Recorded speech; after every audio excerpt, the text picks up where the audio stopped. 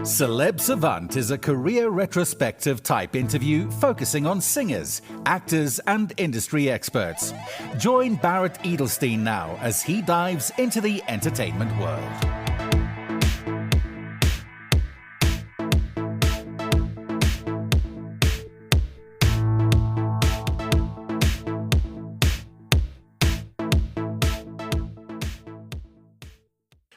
British composer Christopher Barnett is known for his versatility and dynamic compositions in his work in cinema and television. His experience in scoring documentaries and film is noteworthy, with his compositions being featured in Getting Away with Murders, Postcards from the 48%, The First Film, Johanna, Modern British Slavery, All the Wild Horses, A Dose of Happiness, Borrowed Time, 3-Minute Moments, A Cock and Bull Story, and Spear Goes to Hollywood.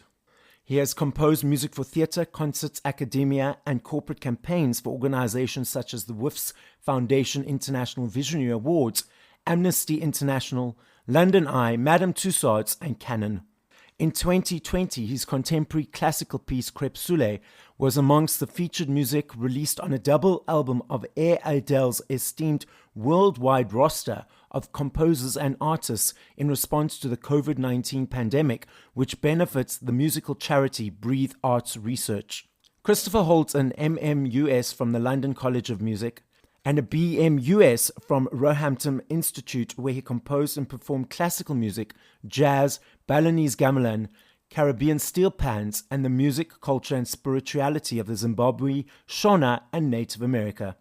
Christopher has professional voting memberships that include BAFTA, PRS, the Ivors Academy, and World Soundtrack Academy. Up next on Celeb Savant, we've got Christopher Barnett. Where do we find you in the world, and how are you doing?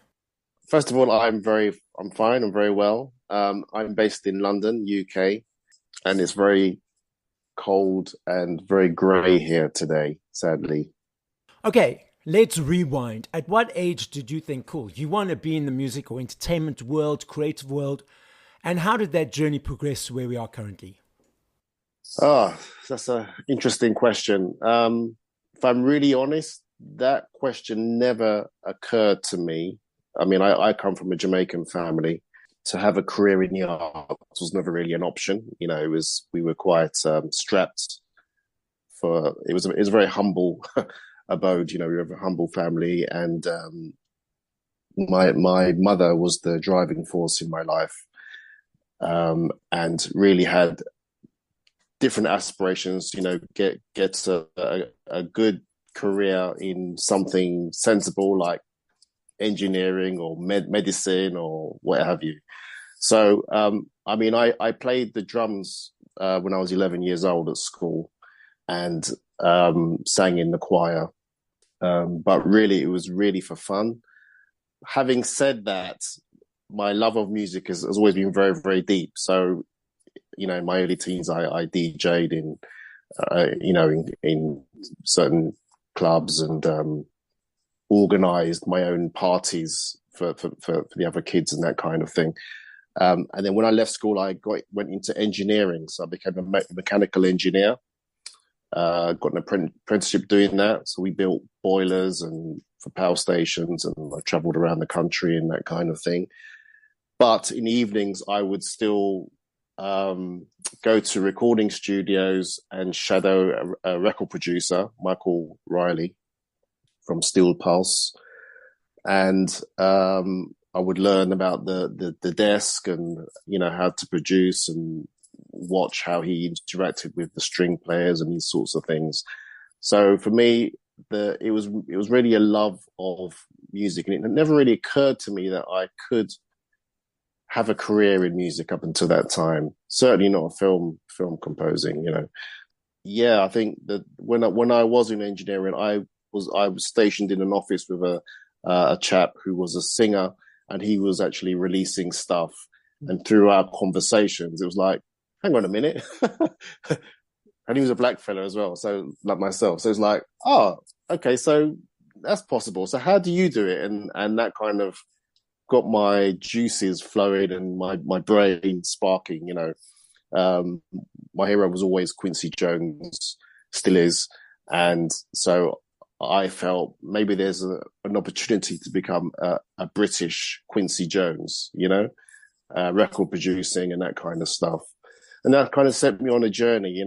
I began writing songs and producing stuff just, for myself. And then when my engineering career hit the skids, there was a recession and work dried up. I thought, well, if I'm going to be a poor anything, I might as well be a poor musician. So then I embarked on 6 years of study. So up until that time, I was all self-taught. So I learned jazz, played jazz piano, learned how to compose jazz, classical music. I went to university, did the degree in classical music and world music. So I played gamelan and steel pans and all these, African Shona drumming and that kind of stuff. Native American music, which I went to America and had the chance there to learn with a Native American. And then when I came back, I thought, well, now what do I do now? Because I have all this knowledge and certain pianistic skills, play jazz, bit of jazz, running a jazz group.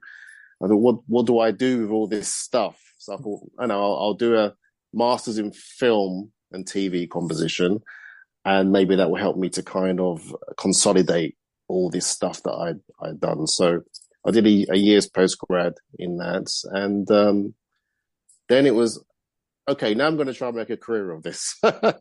and at that time, when I started formally study, I was already in my early 20s. So I kind of studied as an adult learner, and was always the worst student in the classroom because I had to catch up. But when you're humble and desperate to learn and hungry to learn, that kind of is a good motivator. You finished your master's, and then what was the first project that you worked on after that? And how did the next steps happen that you were able to maintain and sustain a career in music composition for movies and television? When I was coming to the end of my master's degree, at the time, I think the internet was in its very early stages. I think this was like, late 90s or early 2000s, or late 90s. And at the time, people were saying to me, it's impossible to kind of come out of, study education and then walk straight into a job, a feature film or what have you is. But I was very fortunate. When I finished, I just, kind of just threw myself into trying to network with filmmakers, short film makers and that kind of stuff.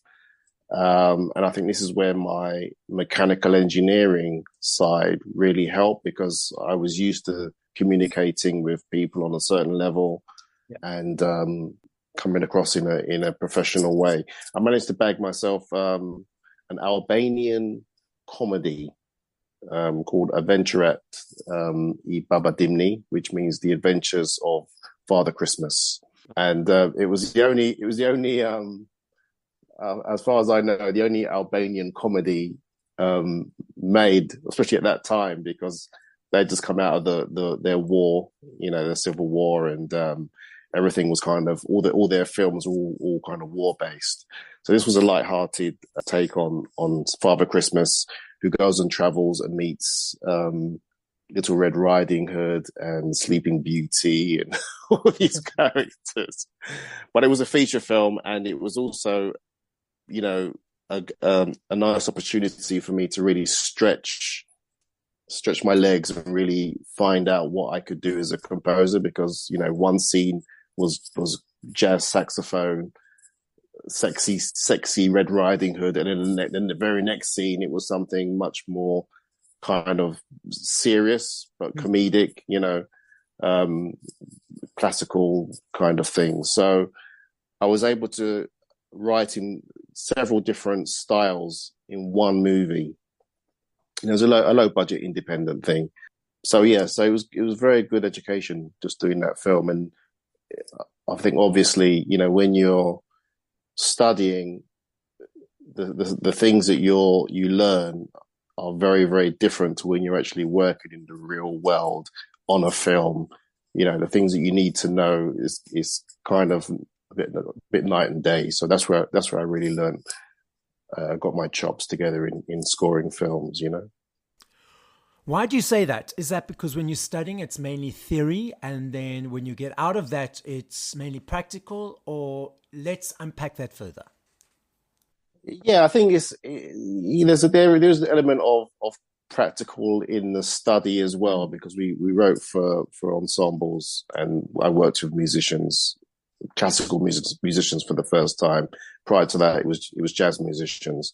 But I think when you're working on a film, you're dealing with people who are non-musical, and Oh, you have deadlines. It's all about the communication and what they understand and what I understand from what they're telling me, and vice versa. So I know they're Albanian as well, so a difference in understanding certain things, certain terms, huge learning curve, huge. But it was really successful, and the director and the producers and the actors, they're my friends to this day. Some 25 years later. so this is just a thought process that I'm throwing out there. So maybe it was a good thing that your first project was in a different language, because then it taught you those communication skills, the steep learning curve, etc., head on, compared to if your first project was in English. This allowed you then to dive deeper in the pool, so to speak, and swim further. Your thoughts?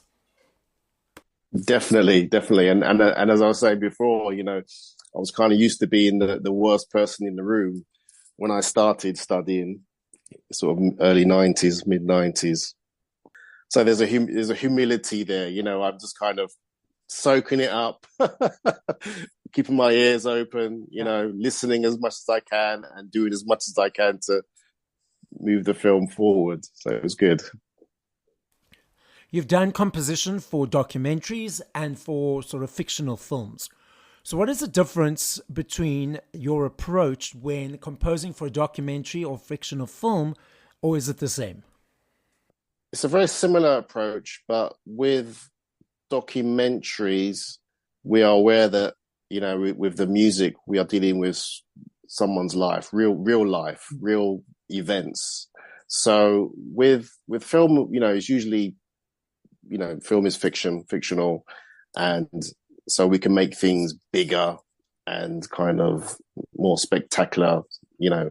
With a documentary, you can't really do that. So we're aware that we have to kind of treat what the subject matter with what's the best word, some element of respect. So you don't want to go too big, or make it just too big when it's not appropriate. It's a bit like going to a funeral, in a dance suit or what have you. You kind of want to attend the thing with the right frame of mind. So that's essentially the difference.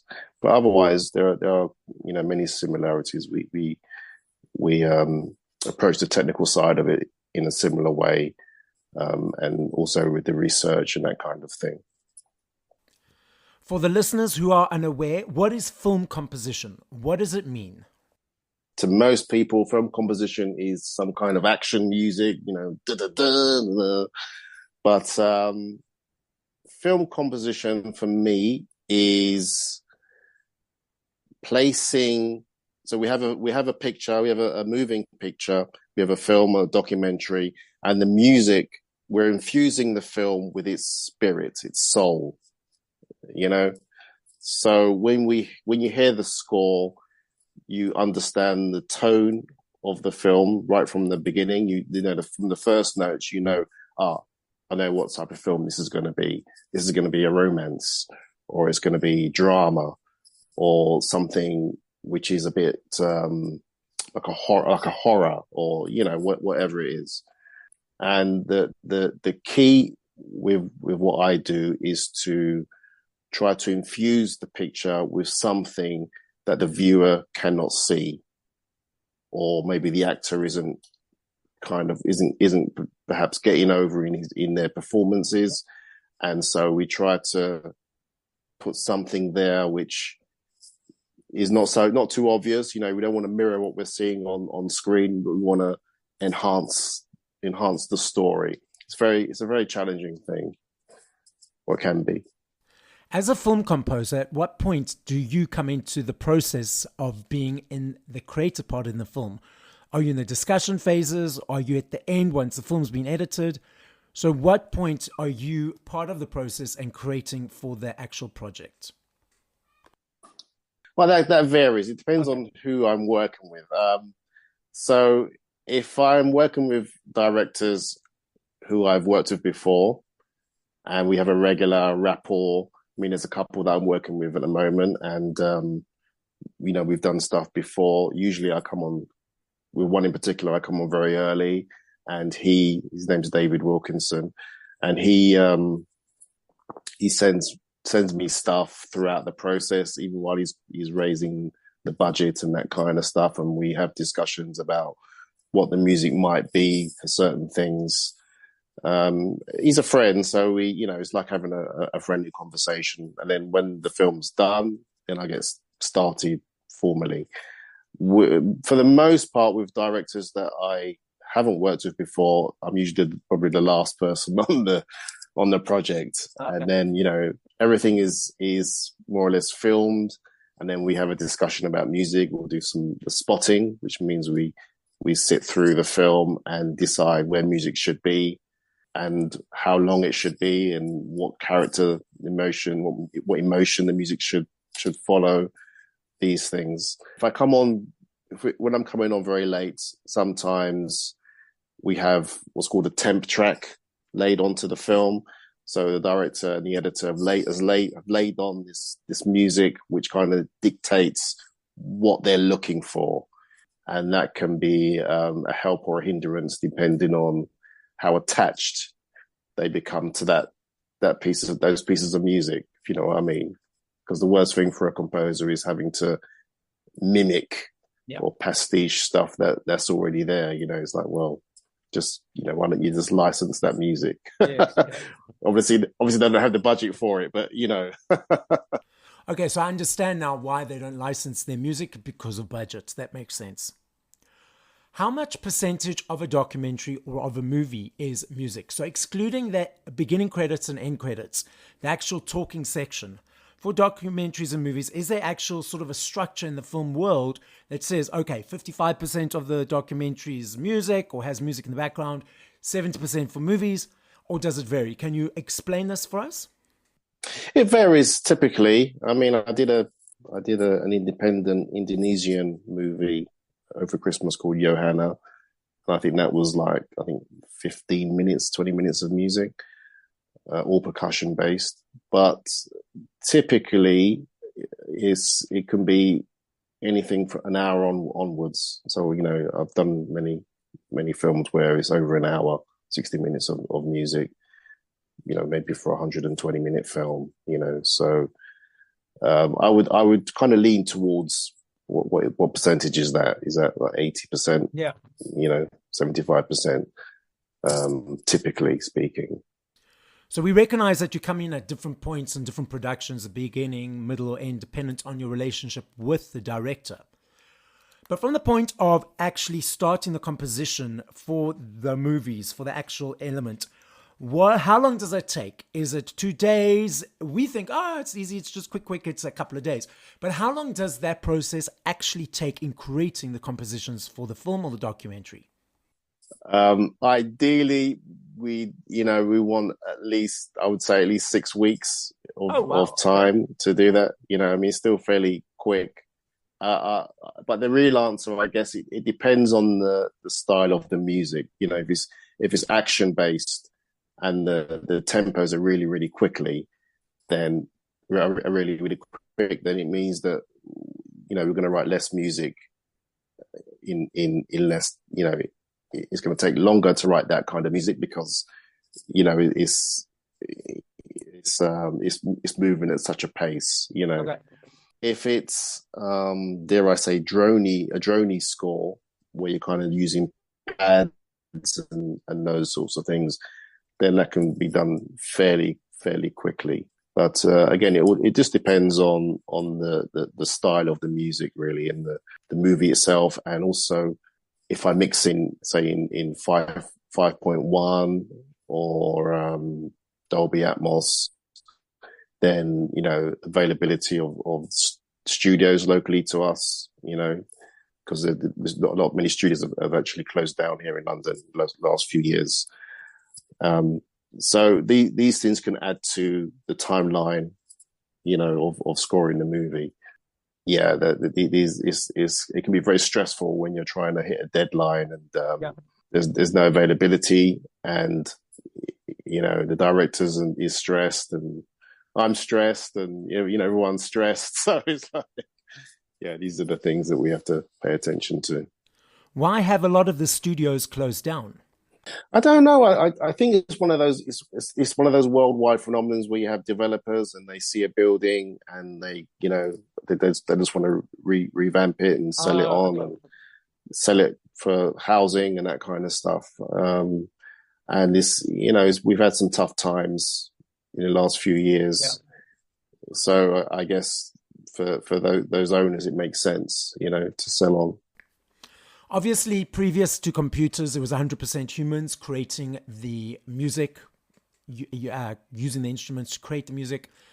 These days, with computers, how much percentage of it is it actually humans creating the music compared to the computer creating the music for the production? Yeah, great question. Well, we're going through a period now where we have the risk of AI coming, and that's a huge concern for us in the music business. It's a very difficult question to answer. I mean, I think most of us use technology in creating our scores. I work with a program called Logic and Pro Tools, and I use sample libraries and stuff, but I still work with musicians. So once I've created the score, the director has approved it, then I'll go and get as much recorded live as I can within the budget. I think for many young composers coming up now, that's not really so much of an option for whatever reason, but usually do budget and maybe experience. But now with the added thing with this AI is that the risk is that the AI will do more and more in terms of composing music. Directors who are kind of strapped for cash might see the AI as an easy way to get a score, whether that score works or not. And so we find ourselves more and more out of work, But this is a problem for all the industries, I think, especially in film and TV and the arts, Now, I'm talking specifically to musicians who do film and television composition. Would the agreements that came from the strikes in Hollywood last year not also cover the musicians for film and television, or was it only the actors that are covered and not really the musicians for film and television production that came from the agreements from the strike? Well, in terms of what I do, we have no formal union. Okay. We have the Ivors Academy, which negotiates and fights for the rights of composers in this country, but it's not really a formal union, so we don't have the power to strike or anything like that. I mean, if we're working on US based projects, then maybe there's some crossover where we can benefit from that, but I think for the whole, we are quite separate. I know in your guys' world everything's top secretive and you can't speak about any of it, but what you can speak of, what's next? What's coming up next? Long term, short term, long term? Tell us. Well, for the future, there's a documentary called The Marbles from my long-term collaborator, David Wilkinson, and it's about the Greek friezes, the marbles, which are housed in the British Museum. Okay. which refuses to hand them back to the Greeks. So the Greeks want them repatriated, and there's a big political thing going on as we speak about that. So he's filming that as we speak. I'm just finishing off a lovely little short film called The Fight, directed by Anthony Petru, which stars his young daughter, his 12-year-old daughter, who's a boxer. Okay. And she's has donated her hair for a charity. So that's all part of the movie. She boxes and cuts her hair so that she can fight with the boys. And I'm kind of developing a personal project about British imperialism using music. So that's in the works as well. And releasing an album called Profundum, which we released once it's been mixed, which is currently being done now. Is that an instrumental album, or are you actually singing on it? It's an instrumental album, okay. And it's in honor of some really close people that I lost a couple of years ago.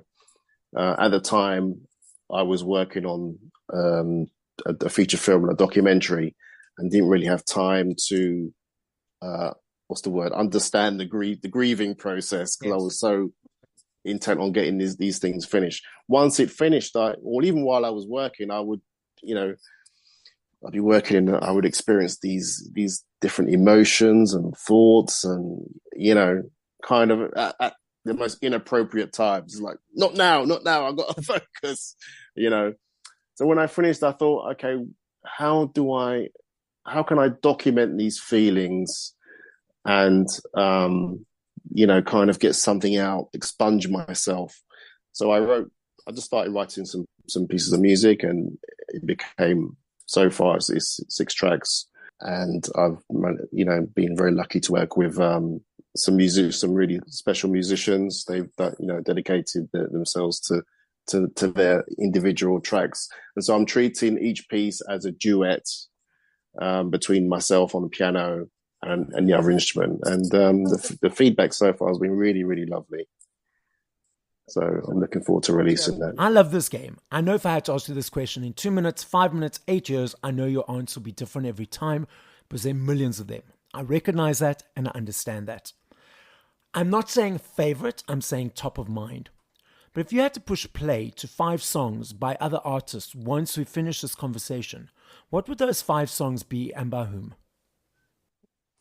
Okay, so it's good that you said they're not favorites, because that would be very hard. But what comes to mind is, the first one is Natural Mystic by Bob Marley, which has a really seductive bass entry.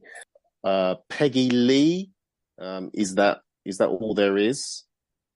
Which is a very nice song. Just reminds you to keep everything in perspective.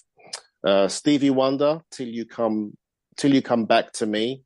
So not the Aretha Franklin version, Stevie Wonder version. 4th is a piece called Robert Portrait by Quincy Jones. I think that's on his Quintessence album, Big Band Jazz. And the last one is Herbie Hancock, Edith and the Kingpin, which is a Joni Mitchell song sung by Tina Turner, and it's wonderful. So I'm that guy that's normally standing up right in front, dancing, jamming, doing my thing. I'll take my phone out and take a couple of videos, a couple of photos, and I'll put it away. I notice that the people around me, they oftentimes 70, 80%, 90% of the time videoing, posting, tweeting, photoing. Do you feel that takes away from the energy of the interaction with the audience and from them being in the moment, or it's just where society is at this stage? One of the things that we're losing is the ability to just be and enjoy the moment. And whilst it's nice that people want to capture the moment for prosperity, I think we lose something when we don't just put the phone away and take in the performance, take in the atmosphere, the energy. You wouldn't do that if you went to the theatre. Although I've seen people do that in the theatre. So it's one of those things where we just have to be active all the time. And I think it's a shame, really. I would also say, it'd be nice if people could go back and just buy a record player and buy some vinyl and just enjoy, put the vinyl on, put the album on, and just sit and enjoy the music just for the sake of enjoying it, rather than doing 20 million things at the same time. Just be. So the podcast is listened to throughout the world. So as a final message, what would you like to say? Thanks for the chance. It's wonderful to speak to you, Barrett, and thank you all for listening. I hope you get to check out my work, and especially my upcoming album. Bless you. Thank you. Thank you for listening to this episode of Celeb Savant. Please follow Barrett on TikTok, Instagram, YouTube, and Facebook at Celeb Savant. That's CelebSavant.